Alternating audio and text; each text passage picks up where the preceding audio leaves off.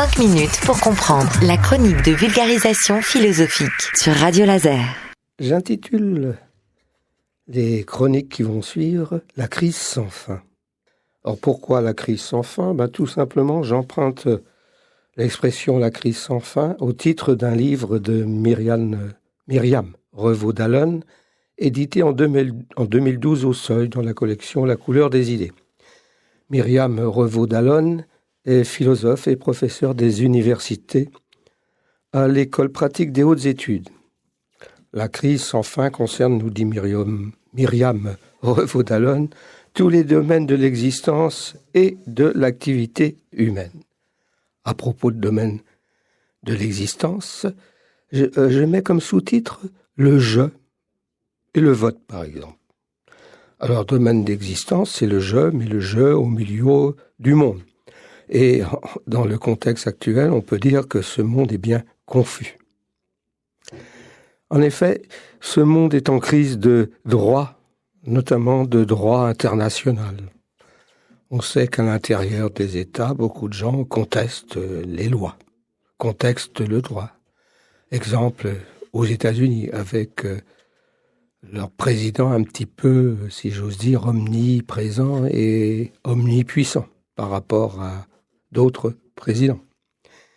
Donc, ils contestent le droit, surtout le droit qui leur fait, en quelque sorte, qui les envoie, en quelque sorte, sous l'autorité du droit et donc de la justice.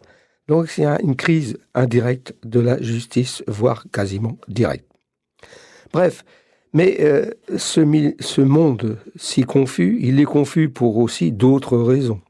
Le fait que ce monde dans lequel nous sommes a été profondément modifié par nos propres modes de production, et non pas par les systèmes de production qui sont naturels et qu'on trouve dans tout le monde animal et même au niveau des puissances de la nature. Mais ça, c'est l'évolution normale du monde.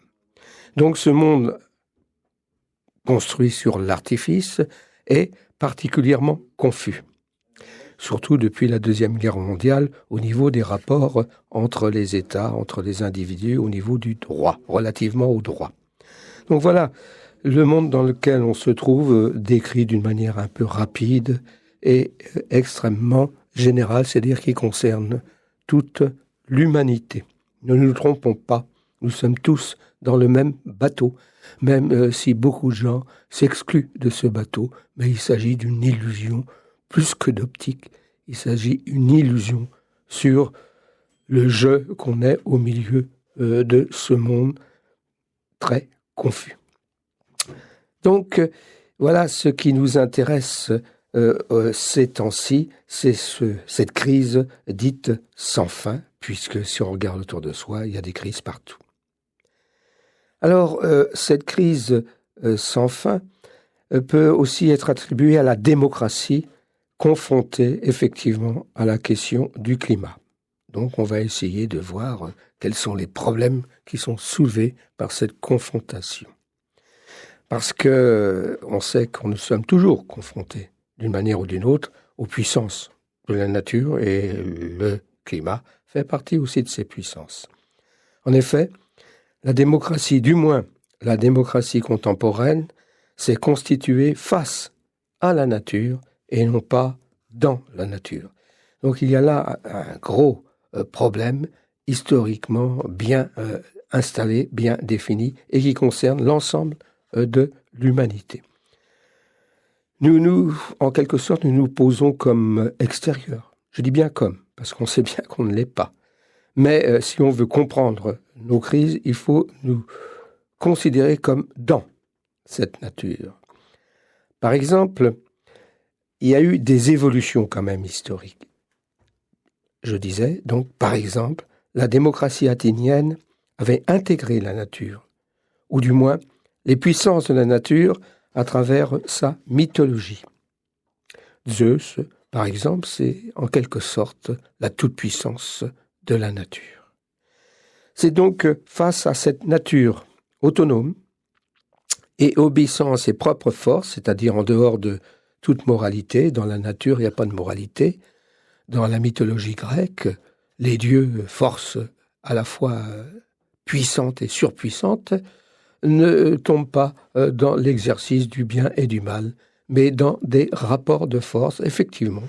Si on observe la nature telle que les sciences peuvent nous l'indiquer, on a affaire à des rapports de force. Force dynamique, force physique, force biologique, etc. Donc, c'est face à cette nature autonome et obéissant à ses propres forces que, justement, l'humanité est confrontée, d'autant plus qu'elle y apporte une dimension morale au sens classique du terme, c'est-à-dire qui concerne les mœurs, les manières d'être dans le monde, les manières de se bouger dans le monde, de faire quelque chose face au monde, etc., etc. Et on s'aperçoit vite que dans la nature, il n'y a pas de finalité, finalement. La nature ne poursuit pas un but, comme dirait Spinoza. La nature, c'est finalement des forces qui se déploient, qui se développent à travers le temps, l'histoire, etc. Donc, les démocraties sont associées à une histoire, en fait, finalisée, souvent inspirée par, pour notre région du globe, les monothéismes de la Bible. Voilà ce qui caractérise donc la post-antiquité. Ce sont les monothéismes de la Bible qui vont devenir d'une puissance extraordinaire, qui ne sort pas donc de la nature, si vous voulez. Cette dernière, ces monothéismes de la Bible, etc., c'est faire en sorte et affirme que la nature, oui, est à toi. C'est écrit d'une certaine manière dans la Bible de ces monothéismes. Comme si l'homme était maître et possesseur de la nature, comme le fait remarquer donc Descartes, quand il affirme que nous sommes comme maîtres et possesseurs de la nature. Voilà la véritable révolution de ce qu'on appelle la modernité, c'est-à-dire le monde contemporain tel qu'on peut le comprendre à travers beaucoup d'activités humaines comme celle des sciences et des techniques. Et c'est ça qu'il faut en quelque sorte. À bientôt.